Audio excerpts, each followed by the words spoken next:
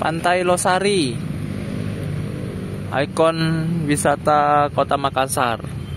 Pantai Losari, sekitar pukul 8 pagi.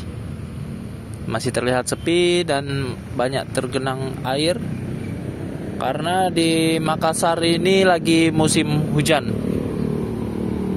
Jadi begini situasi yang sebenarnya ya. Teman-teman bisa nonton di video aku lainnya, bisa subscribe channel YouTube ini agar bisa berkembang dan teman-teman bisa update selalu tentang Kota Makassar. Aku update setiap hari. Jadi inilah situasi Kota Makassar ya, dengan Pantai Losarinya di seberang, indah sekali.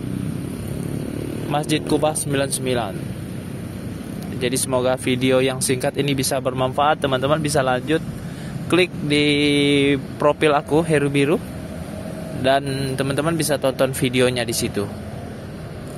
Semoga sukses selalu, semoga bermanfaat. Wassalamualaikum warahmatullahi wabarakatuh.